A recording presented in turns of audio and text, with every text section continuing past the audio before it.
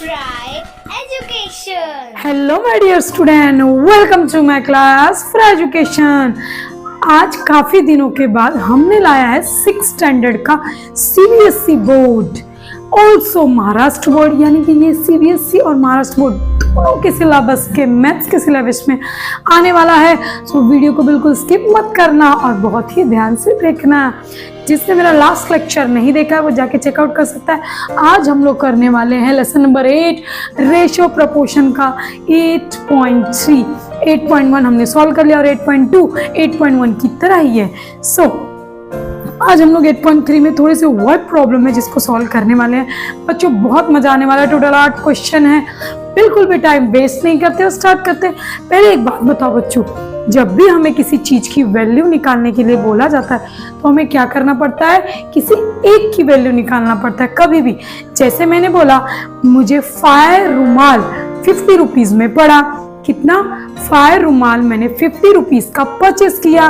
तो मुझे 2 रुमाल की वैल्यू अगर बतानी है तो पहले क्या करेंगे बच्चों? 5 को 50 से डिवाइड कर देंगे। ऑलवेज कभी भी पहले एक की वैल्यू निकालते, 5 को 50 से डिवाइड करते। आंसर हमारा कितना आ जाएगा बताओ? 10।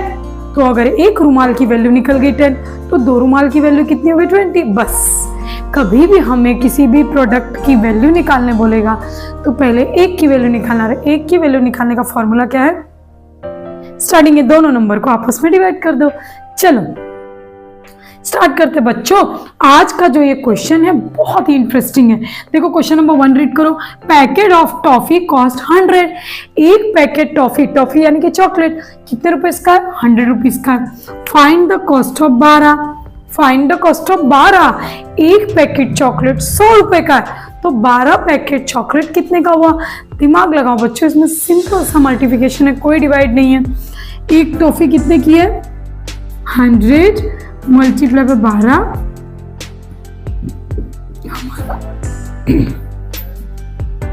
कितना है ना? इजी।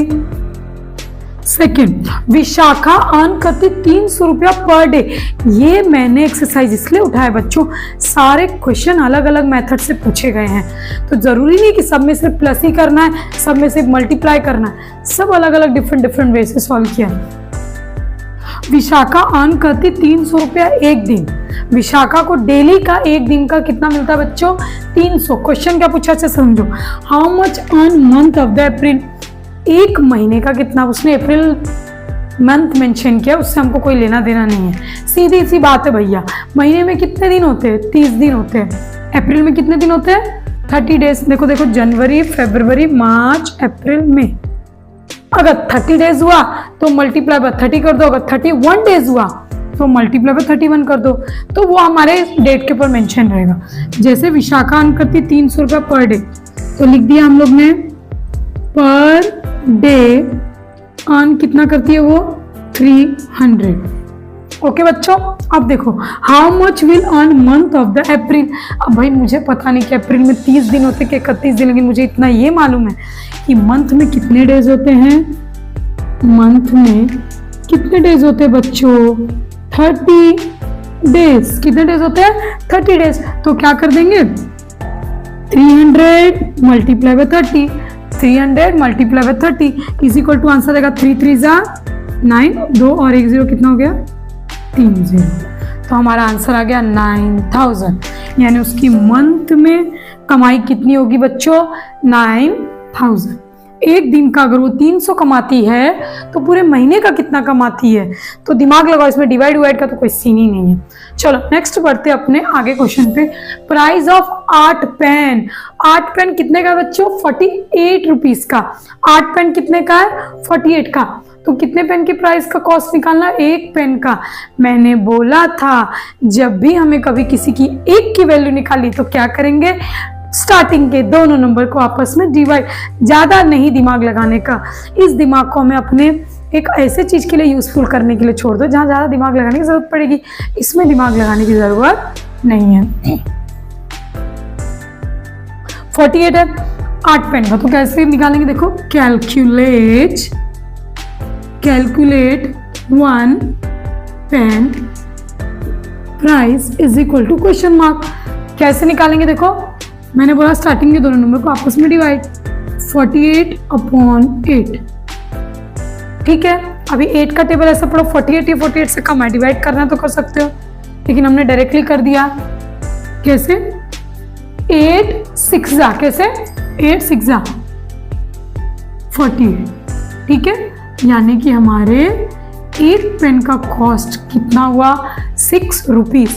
यहाँ पे 8 पेन की वैल्यू दी थी 48, सिर्फ एक ही पेन का बोला था। अगर 4 पेन का बोला था तो हमें क्या करना पड़ता बच्चों? पहले एक पेन का निकालते, 6 आ गया, 6 × 4 कर देते। आई होप आप लोगों को समझ में आ रहा होगा। नेक्स्ट बढ़ते अपने नेक्स्ट क्वेश्चन की तरफ। एक कार है जो 576 किलोमीटर 8 घंटे ले रही है। 1 घंटे में अगर उस कार को कहीं जाने के लिए बोला गया तो वो कितना किलोमीटर चलेगी?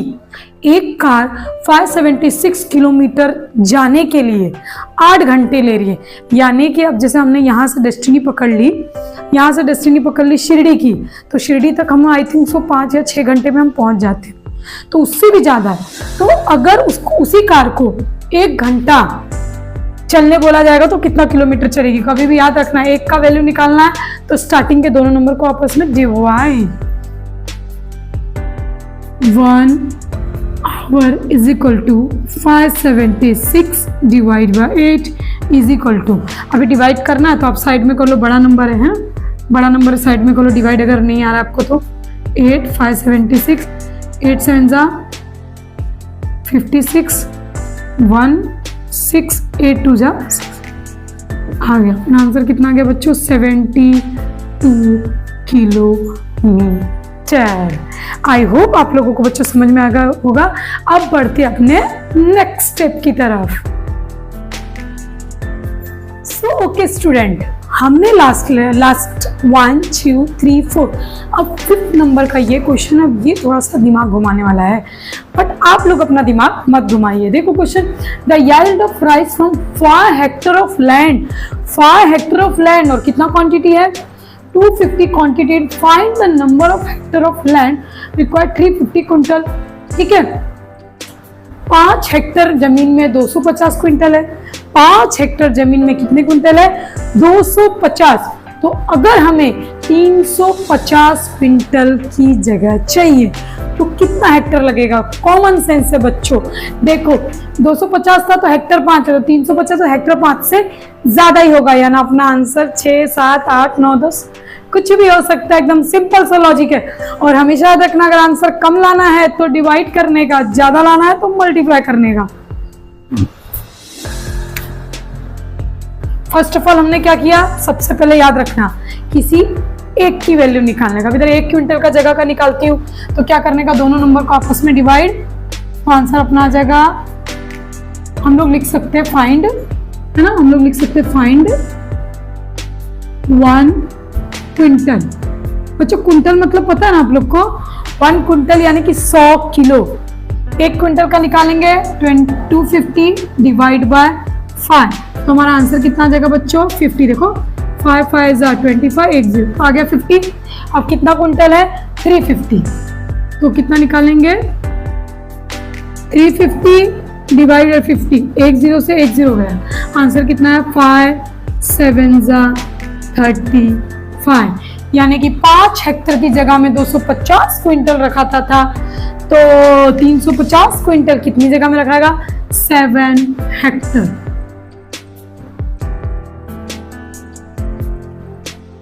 ये हमारा हो गया final answer. Next, the cost of, ये बड़ा इंटरेस्टिंग क्वेश्चन है बच्चों। एक बार आप लोग ने देखा होगा हेरा फेरी मूवी में, वो क्या बोलता है? भाई केला देना, कितने का दिया? बोला 12 रुपया दर्जन। तो वो क्या बोलता है? बिना छिलके का कितना दिया? बस ये तो एक कॉमेडी थी, वही केले की question. The cost of 5 dozen banana 300, 5 दर्जन बनाना 300 रुपए का। अच्छे से सुनना बच्चों, तो अगर मेरे जेब में 90 रुपीज रहेंगे तो मैं कितना बनाना घर लेके जाऊंगी?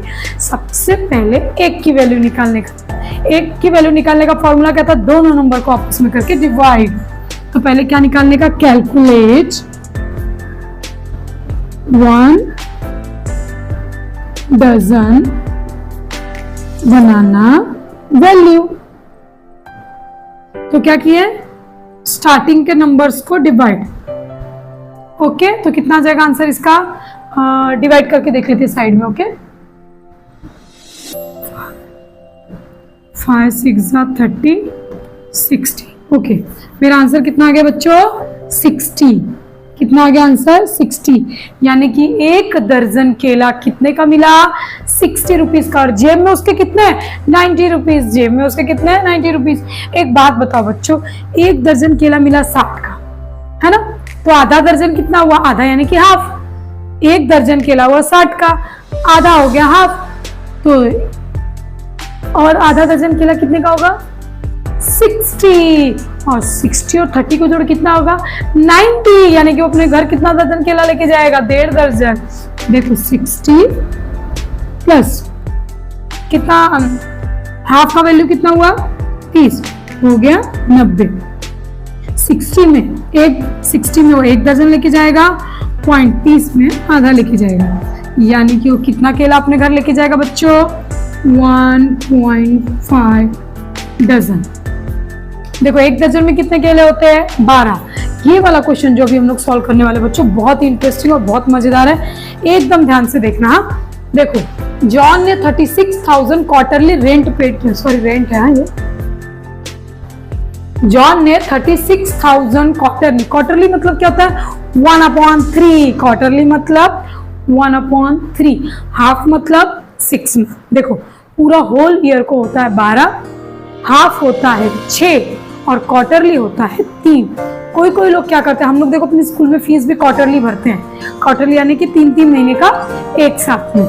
तो ये क्या हुआ? जॉन पे कर रहा 36,000 क्वार्टरली रेट, यानी कि 3 महीने में वो कितना दे रहा है? 36,000। 3 महीने में कितना दे रहा है? 36,000। देखो 3 महीना मेंशन नहीं किया है, उसने सिर्फ बोला है वो क्वार्टरली 36,000 दे रहा है। आपको क्या करना है? आपको पूरे साल का निकालना है कि भाई वो पूरे साल में कितना पेमेंट देगा। चलो निकालते हैं। सबसे पहले हम लोग ने क्या निकाला?